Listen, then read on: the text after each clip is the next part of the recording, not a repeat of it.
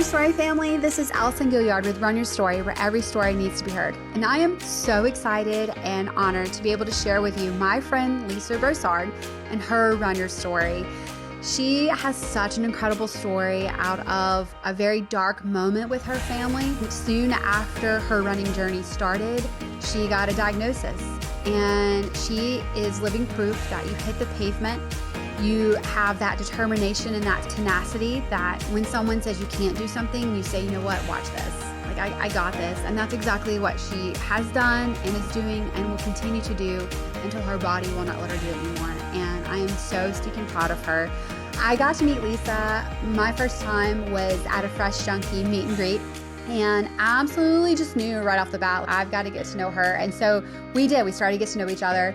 And she's a Mississippi girl, and my roots are in Mississippi, originally born and raised. And so that was such a cool connection to have. And she's a teacher and a wife and a mom and a friend, and such an incredible runner. She also runs with Ainsley's Angels, and I absolutely love her, and you guys are going to love her too. And I'm so excited to be able to share one of my hero stories, because that's what she is to me. She's a hero. And so thank you, Lisa, so much for allowing me the opportunity to share your story, because it is so impactful, and you are amazing, my friend. Talking about amazing, it's Christmas season, guys, and what better store to shop at than Do Goods Mercantile? And if you know me, you know that is like my go-to store. I absolutely love it there. Do Goods Mercantile is a shop in downtown Mobile that carries items from companies that are literally doing good in some unique way. Many of the companies that are featured in the store employ people at risk or with disabilities, and others donate a portion of their profits to ministries and nonprofits that they are truly passionate about. Do Goods is committed to connecting customers to companies who are uniquely generous and community-minded. Every time you make a purchase, you make a difference. Hallelujah. Thank you, Do Goods Mercantile. Indian shops, go in there, shop, tell them I said, hey. Also, fun fact, mention Run Your Story and you get a discount when you shop there, guys. Thank you, Do Goods, so much. Guys, shop at Do Goods at 202 St. Michael Street, downtown Mobile, or online at dogoodsmercantile.com. Also, check out their social media pages. And again, like I said, comment when you go there and tell them, hey, I'm a Run Your Story listener, and you get a discount. They are just that cool. And again, I love being in that store. And my family spoiled me this year, and all my birthday presents came from Do Goods. So my family gets it. They know. I can't tell you, from Do Goods Mercantile to our monthly Run Good to sitting down and sharing your stories, it is truly impactful. And saying that, get ready, get set, and go run with my friend Lisa and her Run Your Story.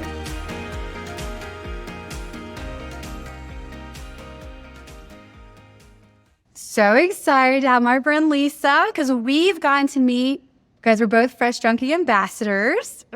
Very exciting. So excited. And you were just, I obviously follow you on social media now. And so, wow, you're just so inspiring, which I was like, I've got to know her story. Because you've shared a little bit on social media about it. So, Lisa, what is your run story? Oh, my run story. So I was really not very athletic at all growing up. And I only started running when I was 41 years old. Wow. I'm 52 now. Okay. And we actually had a tragedy in our family. In January of 2012, my sister-in-law committed suicide. And it was on Friday the 13th. And it was devastating to our family. When I came back from her funeral services, which were out of town, I really started to kind of freak me out a little bit, because she was one of the happiest people I ever met. And the funeral home and the church where all her services were just filled with people who just said what a light she was and how much they loved her. And I started thinking that if the darkness could get her, then it could get anybody. And I was like, I want something. I need something for me, because I could see that in myself. I could see that being a struggle for me. And I knew that exercise and endorphins and they make you happy. And so I basically just begged my husband. I was like, I need a treadmill. I want a treadmill. I want to run. And that's what happened. I ran on a treadmill inside with the fan blowing on me and, in perfect conditions for about 6 months. And then I decided to go outside and race an 8K in August. I had never run outside before. So that's how I became a runner. Wow. Yep. So was there something that made you decide that you're like, I want to do running? I'm not really sure, but in my head, I just it needed to be running. Wow. In a treadmill. Yep. On a treadmill. You go, girl. Let me just because treadmill running is really not the greatest. It's a chore. It's a different experience. Yes. Let me just say that. Yeah. Wow. And so now you've been running all these years, and let's talk about how that's progressed, because now you've gone from, now you're a Fresh Junkie ambassador. Yeah.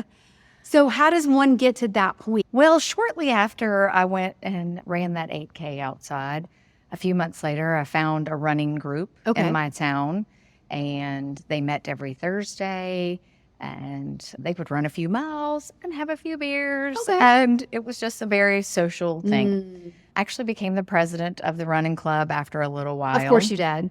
And the running club doesn't exist anymore, but I don't know. I just wanted to run more things and experience more things. And then somebody said, you should run a half marathon. And I did, and then did a few of those, and did some 10Ks and did some 5Ks. And then I was running turkey trots on Thanksgiving morning. And yeah, it just kind of rolled into all kinds of other things. But I really just wanted to experience everything that racing had to offer. So I've run trail races, and I've done obstacle course racing, and I've done a marathon, which I'm not sure how I feel about road racing, 26.2 miles. Right. But I feel like I've done it all, and I still love it. Although the universe has jokes, because about 2 years after I started running, I was diagnosed with rheumatoid arthritis. Wow. And told that I should not race, especially long distances. And I'm very stubborn. And then I signed up for a marathon after that, because I can't accept that I'm not allowed to do something. So I'm going to run until my body won't let me run anymore. So that's my plan. Wow. So let's talk about some lessons, other than you being determined about being told no. That's so sweet. My mom calls it stubbornness. I like that. So what are some lessons that you've learned from running? Oh, lessons that I've learned. Not to give up. I mean, and really, people think that you have to run fast to be a runner. And that's absolutely not true. Big truth, girl. I want everybody to experience running. And if you can run, then you can be a runner. And you don't have to be breaking records every time you go out there. Just do it. And I love that part of racing and the running community. Yeah. That's my favorite part, really. We're such soul sisters. Yes. I love that so much. Yeah. And that's what I try to tell people, especially I've started reading biographies and memoirs of the elites. And I'm like, the thing that they have in common is that this is their job. They get paid to do this. Right. Whereas we pay to do the races. And so we're not off at training camps. We're not off doing all these other things. Like, we're doing life, and we're putting running into life. Yes. And so I love that you bring that up, that we get to do this. It's community, and it's so much more than just hitting the pavement. It's like doing it together. Yes. I love that. Yeah. That's so good. Let's talk about what your favorite race is. So I really need to think about that one. But the first half marathon that I ever ran was the Long Beach Carnival Association, and which the race doesn't exist anymore. But it was the first. And so it just felt so magical, even though the weather conditions were absolutely horrific. We had a weird ice storm, had to move the race expo. Like, it was really, really cold. I never shed any layers the whole time I was running. But it was the first one, and it felt like such an accomplishment. And so I still love it so much. Yeah. Oh, that's amazing. And you said Long Beach, because you're from Mississippi. I am. Okay. Yeah. So you train and everything over there I do. in Mississippi. Yes. Okay. Very cool. Something tells me your routine. So what does your pre-race routine look like? I'm really not much of a routine, actually, for running. I don't have any superstitions. Okay. I do lay out my clothes the night before. Flat Lisa, sure. Yeah, flat Lisa has to happen. Mostly just to be a time saver. I do like to be prepared for things. So that way I'm not digging for things in the morning. But no real, I'll drink some coconut water and make sure that I'm hydrated and grab a goo before I go out the door, and I'm ready to go. Look at you. Yep. I love that. I started making my own electrolytes, which include coconut water, like that. And I'm like, it's been a game changer. Perfect. Yeah. I tell people I run my fastest races when I drink coconut water, and they think I'm crazy, but I swear coconut water is magical. So that's what the Space Jam juice is, coconut water. That's amazing. Okay, so you cross the finish line. What does your post-race routine look like? I want to eat. I'm not even kidding. I want to eat. Afterwards, I want to eat. Beforehand, I do not eat before I run because I will cramp every time. Okay. But as soon as I'm finished running, I'm like, does this race have food? I'm super excited about the pancakes and the donuts tomorrow. I'm very excited. That's hilarious. Okay, I have to know this. What is your favorite running item? My favorite running item is my race belt, which holds my bib so I don't have to stick pins in my shirt. That was just a game changer for me. And then I don't have to be searching for safety pins. Are they in this bag? Did I forget to pick them up? Do I have any in the car right now? So I love the bib holder. Love it. Is there a certain brand that you use for your bib holder? I'm not. Your race belt? Okay. I'm not sure. Okay. Yeah. You're like, or I can't remember. I'm just glad it holds the bib. Okay, what do you run in, my friend? My shoes, Brooks. Okay. It's always been Brooks. My favorite shoe was the Pure Cadence, which they don't make anymore. And so I've waffled between different types of Brooks shoes since then. But none, I don't love any the way I loved that shoe. But maybe because it was the first running shoe. You know how you feel about the first of everything. Right, yeah. So it's always Brooks, though. That's my awesome. jam. Okay, for longer runs, how do you fuel? Generally with some kind of goo. Okay. So whether I've got pockets or I have to hide them in my bra or whatever it takes, you've got to hide those things in places. But my body handles them well, and so I've never changed that. It works, so I just go with it. I like the salted caramel. I was just about to ask, what is your favorite Salted flavor? caramel. Salted caramel. Okay. Yep. Gotcha. Let's talk about a favorite running memory. So I told you I've run one marathon. It was in Disney World, and I ran it with a group of girlfriends. We had just the best time, and I definitely hit the wall somewhere around mile 22. Had to fight back the tears to get through the end. But when I got across that finish line, I cried and cried and cried. Yeah. And all I wanted to do was call my mom. And my phone was dead. Oh. So I borrowed somebody's phone. Yeah. I was like, please, can I borrow your phone? I need to call my mom.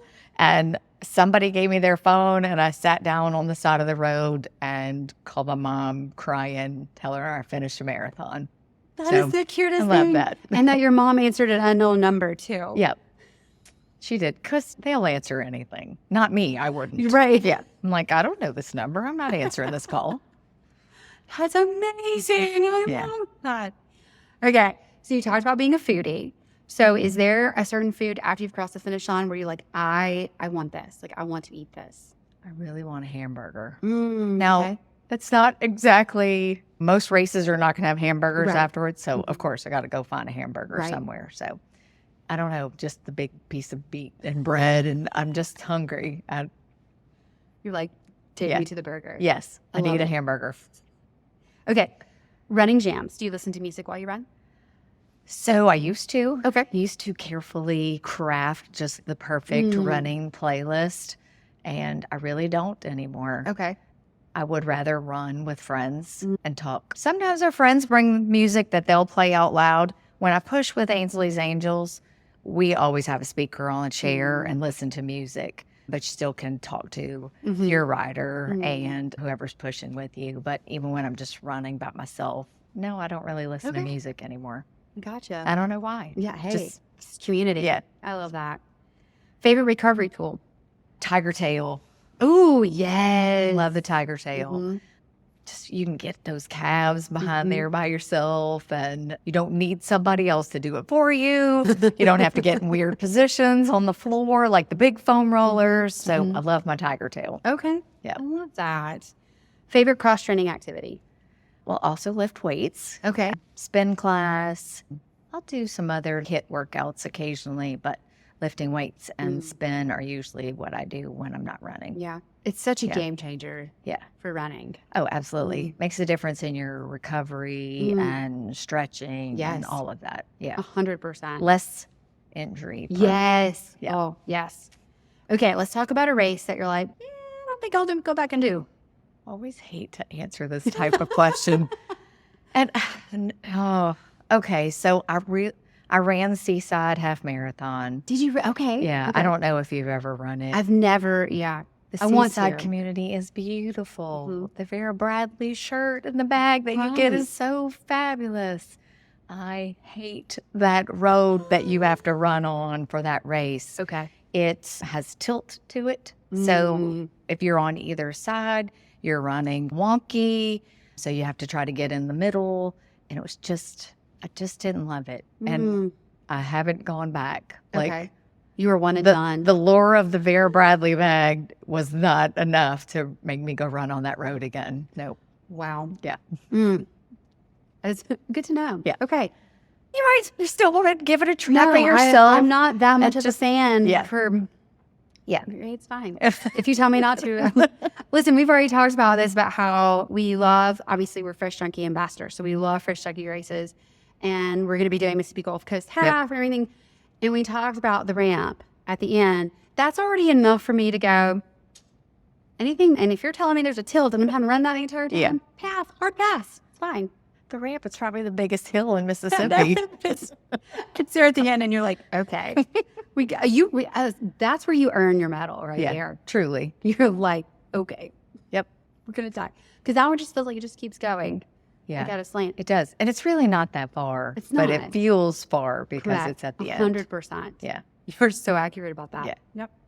All right. So I know you're at a gym, and you guys run together. We do. So what is some advice that you've given people? Or if somebody were to come to you and they would say, Lisa, like, I want to run, what is something you would tell them?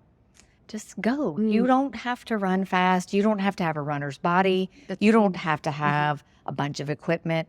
Anybody can be a runner. But I do highly recommend definitely go get fitted for some shoes. Yeah. Yeah. You got to get fitted for shoes if you really want to be a runner. But other than that, I don't think you really need too much of anything. I love that. Yeah. Yeah. That I literally have had this conversation with people before. I think when they're like, well, I don't know if I'm running the right way or this way. I'm like, yeah, there's a couple of things you can probably tweak. But other than that, like, your body was made for running. Correct. Yep. Yeah. 100%. Absolutely. That's so good. Yeah. I love that. So you've done all these things. So let's talk about goals. Do you have any coming up? Goals. Well, I have a hiking goal that I'm going to do in the spring called Mammoth March. I think it's 20 miles in 8 hours. There's no running involved in it. It's just hiking. And I think because it's something different, I'm excited about it. And my husband's going to do it with me and some other friends that I've met at the gym. We're going to do that. And that'll be a new endeavor for me. But other than that, my goal really is to just continue to move my body for as long as I possibly can. Yeah. Because I guess everybody has a stopping point when maybe they won't be able to do it anymore. But for me, it's always looming there. Like that day is going to come and when. So I'm just going to keep going until I can't. That's so good. Yeah. Oh. When days are hard and you're like, I don't want to go for a run, or that run was bad, whatever, is there something that you tell yourself? Is there a mantra? It'll be better. It'll get better. The next one will be better. Just go do it. They're not all great. They really aren't. All your training runs aren't great. We're in the South. The weather is not fabulous for a good chunk of the year. Right. Those summer months make great winter runners. Right. You can have some fantastic times and when we have our winter months. But you just got to go. I just go. I'm going to do it for me. Yeah. Oh, Even when nobody else wants to go, I'm like, well, I'm going. I love that. So good. What has been your favorite length to run overall? Whether it's a training run or a race, what is your I love this distance? I like a 10K. Okay. I know. About an hour out of your day and you're done. It's just, it feels like you accomplished something. Sure. Because it's a little bit more than a shorter run, but it's not quite as taxing as, say, a half marathon or a full marathon. So I really like the 10K. Sometimes I'll throw one of those weird distances in there, like a 12K or an 8K, or I've even done a 15, but I like the 10. Okay. Yeah. When you're not running, what are you passionate about, my friend? My family, my dog, my gym time, Okay. and my students at school. Yeah. I love that. Where do you teach at? At an elementary school in Ocean Springs, Mississippi. Yep. For over 20 years now. Really? Yep. Okay. Oh, that's amazing. Yeah. Oh. Okay. Any final words of wisdom? Words of wisdom. Just go. Go run. Have fun and go run. I love that. Yep. Oh, thank you for doing this. You're welcome. Thank you for asking me. And thank you for what you bring to not only the running community, but to Fresh Junkies. So thank you. I'm super excited about it. And so glad that we met. Absolutely. Yeah.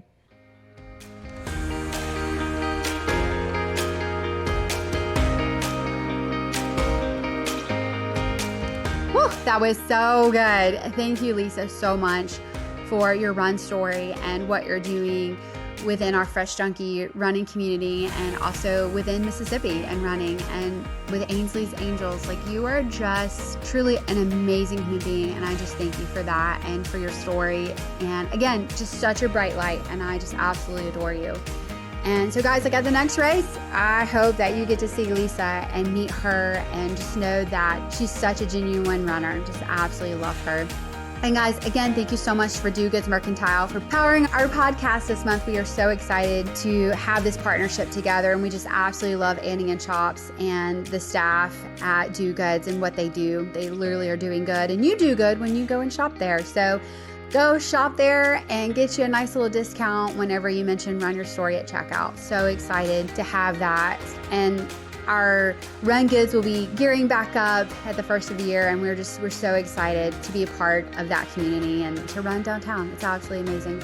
As always, thank you so much to Mars Hill for all that you guys do for allowing us to be able to record at such a safe place, and we just thank you so much for believing in the running community and our run stories and that they matter. And so huge shout out to Mars Hill. Thank you guys so much.